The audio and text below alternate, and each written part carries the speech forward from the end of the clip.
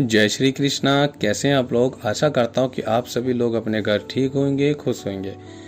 आज हम आप लोगों के लिए एक महत्वपूर्ण जानकारी फिर से लेके आए हैं कि बिना गुरु के कभी भी हमें साधना नहीं करनी चाहिए। हम बिना गुरु के मंत्र जाप तो कर सकते हैं, भक्ति तो कर सकते हैं, मगर बिना गुरु के कभी भी हमें साधना नहीं करनी चाहिए। इसके बारे में आज हम बात करने वाले हैं। और आप मेरे YouTube चैनल पे पहली बार आए तो जल्दी से मेरे YouTube चैनल को सब्सक्राइब कीजिएगा और ये जो बेल आइकन है इसको भी क्लिक कीजिएगा कि जब भी मैं कोई वीडियो आप लोगों के लिए लेके आऊँ तो आप तक आ सके, वो पहुँच सके, वो मिस ना हो वीडियो। तो समय ना गवाते हुए हम चालू करते हैं कि बिना गुरु की मंत्र जाप करना या साधना करना या पूजा भक्ति करने से हमें क्या नुकसान हो सकता है और क्या फ़ायदे हो सकते हैं ना। तो जैसे हम मंत्र जाप करते हैं, जैसा तो मैं हर वीडियो में आपको बताता हूँ कि हमें मंत्र जाप करना चाहिए, मगर मंत्र भी बहुत अलग अलग तरीके के मंत्र होते हैं, ठीक है ना। तो मंत्र भी कभी भी हमें एकदम से काली माता का मंत्र जाप डायरेक्ट ही नहीं करना चाहिए, क्योंकि ये बहुत एग्रेसिव मंत्र होता है और बहुत ज़्यादा गुस्से वाला मंत्र होता है। कोई भी इसको जब करता है तो इसके मंत्र से क्या होता है कि आप बहुत ज़्यादा एग्रेसिव, बहुत गुस्से वाले हो जाते हो, फिर आप वो शक्ति को संभाल नहीं पाते, राइट। तो मंत्र का तो मैं बाद में बताऊंगा आप लोगों को कि फिर न कोई अगली वीडियो में बताएंगे। जब भी कोई वीडियो बनाते हैं हम उसमें बताएंगे मंत्र के बारे में भी कि हमें किन किन के मंत्र करने चाहिए और कौन से मंत्र हमें नहीं करने चाहिए। मगर आज हमारा जो टॉपिक है ना, वो टॉपिक ये है कि कभी भी बिना गुरु के हमें साधना नहीं करनी चाहिए। ऐसे एक केस मेरे पास भी आया था कि बिना गुरु के उन्होंने साधना करी एक लड़के ने, और मैं नाम तो उसका कभी लूँगा नहीं, और बिना गुरु के उसने साधना करी। और साधना भी कुछ ऐसा ही नहीं कि उसने कोई अक्षनी की या राक्षस की या कोई कहते हैं अप्सरा की साधना कर ली, ऐसा कुछ उसने साधना नहीं करी।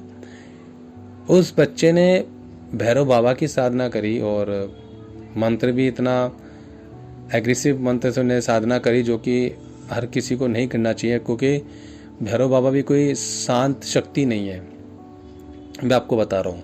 क्योंकि भैरव बाबा को मानने के लिए भी बहुत ही सारी चीज़ें को ध्यान रखना पड़ता है और कायदे से चलना पड़ता है। इनकी भक्ति में भी हर कोई भैरव बाबा को नहीं मान सकता, क्योंकि बहुत गुस्से वाले हैं और ये इनकी शक्ति जो है ना बहुत ज़्यादा, मतलब एकदम से कह लो कि जैसे भोले बाबा की तीसरी आँख खुली थी ना, उस टाइप के ये हैं। और इनके ऊपर भी पूरी वीडियो हम बनाएंगे आने वाले टाइम पर कि भैरव बाबा की पूजा कैसे करनी चाहिए या नहीं करनी चाहिए, किन को करना चाहिए, किन को नहीं करना चाहिए। बट मेरा मतलब यही है आप लोगों को बताने का कि रिक्वेस्ट है कि घर के अंदर कभी भी या घर के बाहर किसी के कहने पर आपको ना कभी भी साधना नहीं करनी चाहिए जब तक आपको गुरु ना बोले। आप बिना गुरु के मंत्र जाप कर सकते हो, आप बिना गुरु के मंदिर जा सकते हो, आप बिना गुरु के पूजा पाठ कर सकते हो। साधना एक अलग लेवल हो जाता है ना। साधना कोई 11 दिन की होती है, कोई 21 दिन की होती है, कोई 41 दिन की होती है, बहुत अलग अलग तरीके से होते हैं। तो साधना क्या होता है, साधना में ना हमको ना घंटों घंटों जप करना होता है। और जब हम जप करते हैं ना घंटे घंटे, तो हमारे साथ ना शक्तियाँ उतरना शुरू हो जाती है हमारे आसपास, और नेगेटिव चीज़ें भी आती हैं। मैं ये नहीं कहता कि आप साधना करेंगे तो नेगेटिव चीज़ें ही, पॉजिटिव चीज़ें आएंगी, नेगेटिव चीज़ें नहीं आएंगी, ऐसा हो ही नहीं सकता। आप किसी की भी साधना करते हो ना, आपके साथ नेगेटिव चीज़ें तो आएंगी, शक्तियों के साथ साथ चल के आती हैं। तो हमें क्या करना होता है कि जब भी हम साधना कर रहे होते हैं ना, तो हमें अपने गुरु के साथ चल के ही करना चाहिए, क्योंकि वो आपको एक तरीके से आपका सुरक्षा कवच बताता है और आपके ऊपर वो हाथ धरता है अपनी शक्ति का और अपनी ऊर्जा रख देता है आपके साथ, जिससे कोई बड़ी शक्ति अगर बाहर से आ रही होती है तो वो उसे रोक देती है। कोई नेगेटिव चीज़ आ रही होती है पीछे से, उसे रोक देगी। आप समझ रहे ना। बहुत से लोग मैंने देखा कि यूट्यूब पे देख के काली साधना कर ली और भैरव साधना कर ली, काल भैरव साधना कर ली, रुद्र भैरव साधना कर ली, और मतलब दक्षिणी की साधना कर ली, या कोई मोहिनी प्रेत को सिद्ध करने की नहीं कर ली, किसी ने अप्सरा को सिद्ध करने की नहीं कर ली। आजकल बड़ा ट्रेंड चल रहा है कि जो मैं नाम नहीं लूँगा बाबा का, कि वो सबके मन की बातें बता देते हैं और लाखों लोग उनके फ़ैन हो रहे हैं। तो कुछ लोगों ने वीडियो बना दी जी ये तो इस राक्षसनी से बात करता है या उस प्रेत से बात करता है, तभी किसी की मन की बात बता पा रहे। ठीक है, मैं मानता हूँ ये चीज़ें होती हैं, मगर आप ये चीज़ सोच लो कि उनके ऊपर भी कोई बैठा होगा, क्योंकि आप पिशाच या जिन से किसी से भी अगर आप काम लेते हो ना, उसका अंत बहुत बुरा है। मैं आपको पहले बता के चल रहा हूँ, अंत बहुत बुरा है इसका। क्योंकि मेरा कहने का मतलब यही है कि आप अगर इन लोगों को पूजोगे, प्रेतों को या पिशाच की साधना करोगे या अप्सरा की साधना करोगे, तो आपको मुक्ति कभी नहीं मिलेगी। क्योंकि यह मरने के बाद हमें मोक्ष नहीं देते हैं, हमें अपने साथ रखने की पूरी कोशिश करते हैं और पूरी एड़ी तक कदम लगा देते हैं ना। तो कभी भी हमें ना ये गंदी साधना हमें तो नहीं करनी चाहिए। देखो, मैं हमेशा इसके खिलाफ रहा हूँ कि कभी भी आपको अप्सरा साधना, पिशाच साधना और जितनी भी नेगेटिव ऊर्जा जो हैं, आप सोचते कि किसी की मन की बात हमें पता चल जाए, उसके बारे में हमें पता चल जाए, उसका पर्चा हम भी खोल दें। नहीं, इन चीज़ों को आप जितना अवॉइड करोगे ना बेटर है। क्योंकि साधना एक करने वाली चीज़ अलग होती हैं, और जिन्होंने ये साधना करी है वो बर्बादी हुए हैं, और जिनके पास अच्छी शक्तियाँ होती हैं ना, वो भी सब चीज़ बता सकते हैं। आप ये मत सोचना कि बुरी शक्तियाँ सब कुछ बता सकती। बुरी शक्ति एक टाइम पे लिमिट पे वो रुक जाएगी, उससे आगे नहीं बता सकती। कहते हैं बुरी शक्ति ना 3 पीढ़ी 2 पीढ़ी बता सकती है, मगर जो पॉजिटिव चीज़ें होती हैं जिनको आप मानते हो, जैसे कि जिस कुल के देवताओं को आप मानते हो, अच्छी शक्तियों को मानते हो, वो आपके 7 पीढ़ी आगे की 7 पीढ़ी पीछे की बता देती है। तो हमें ना अपने देवी देवताओं को मानना चाहिए, ना कि नेगेटिव चीज़ों को मानना चाहिए। जिन जिन्नातों को, प्रेतों को, पिशाचनी को, इन चीज़ों को नहीं मानना चाहिए। राक्षसनी को, अप्सरा को, हमें इनको नहीं मानना चाहिए। हमें अपने सात्विक तरीके से साधना करनी चाहिए, और वो भी गुरु के हाथ होने से। अभी केस मैंने आपको बताया कि लड़का मेरे पास आया, जब मैंने उसकी चेकिंग करी और पुष्टि करी, तो उसके शरीर के अंदर 1.5 साल पौने 2 साल पहले उसने किसी टाइम पे साधना करी थी। क्यों करी साधना उसने भैरव बाबा की?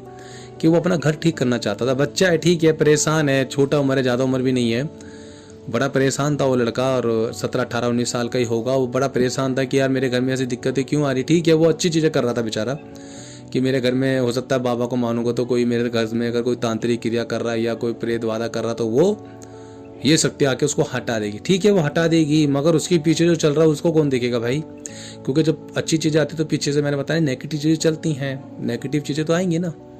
तो इसलिए कहा जाता है कि गुरु की साधना करता तो गुरु चीज़ें बचाता। तो उस लड़के के साथ भी ऐसे ही हुआ, नेगेटिव चीज़ों में चुड़ैल आ गई, पिशाचनी आ गई, और काफ़ी 2-3 प्रेत उसके साथ चल रहे हैं नेगेटिव चीज़, जो कि उसके काम धंधे में भी हर चीज़ में रुकावट डाल रहे हैं, रुकावट भी डालते हैं, और कानों पे आके उससे बात करने लग जाते हैं, उसको बताते हैं। वो पुष्टि भी कर देता है, नो डाउट, वो सब कुछ बता भी देता है, बट शरीर तो खराब हो रहा है ना उसके साथ, फिजिकली गलत हो रहा है, और माइंड को उसको ऐसा कंट्रोल कर लेते हैं, ये नेगेटिव चीज़ें छोड़ते नहीं है। क्योंकि उसने तो साधना अच्छी करी थी बेचारे ने, बस साथ में नेगेटिव चीज़ भी आ गई है ना। तो अब भगवान से हम दुआ करते हैं जल्दी वो लड़का ठीक हो और इन चीज़ों से दूर है। उसको मैंने बता दिया कि चीज़ों से हमें दूर रहना है ना।